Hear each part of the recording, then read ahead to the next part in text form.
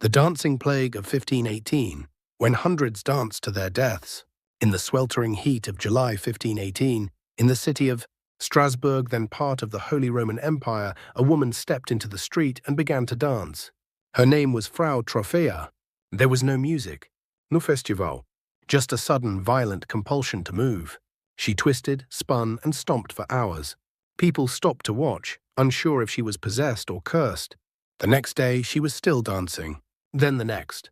By the end of the week, 30 others had joined her. Their bodies jerked and swayed, their feet bloody, their faces stricken with exhaustion. Yet none could stop.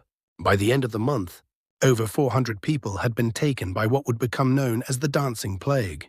Seen a city in chaos. Strasbourg was gripped by panic. Their solution: let them dance it out. Yes, officials built a stage in the town square. They hired musicians. They encouraged the dancers to keep going. It backfired terribly. People danced themselves into cardiac arrest, strokes, and sheer exhaustion. Eyewitnesses said they saw people collapse and die only for new dancers to take their place. It was as if the town was under a spell. What caused the dancing plague? One theory is mass hysteria, a psychogenic illness triggered by stress and fear. At the time, Strasbourg was dealing with famine. Life was grim, and in times of collective trauma, strange things happen. Another theory? Ergot poisoning, a mold that grows on damp. Rye can cause hallucinations and convulsions, much like LSD. If the townspeople ate contaminated bread, it could explain the strange behavior. But ergot also causes vomiting and seizures, not prolonged dancing. Some believed it was a form of spiritual possession, or a punishment from a saint, like Vitus, who was believed to curse people with uncontrollable dancing.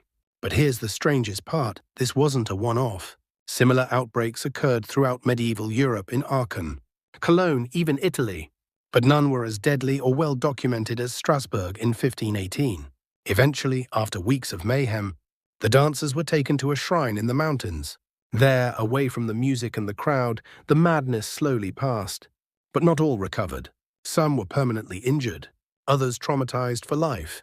The city never forgot. No one fully understands what caused the dancing plague. Was it a psychological crisis, a neurological disorder, or something darker, more unknowable? It remains one of the strangest, darkest mysteries in history, a time when joyless dancing turned into a death sentence. And it begs the question: what would drive hundreds of people to dance until they died?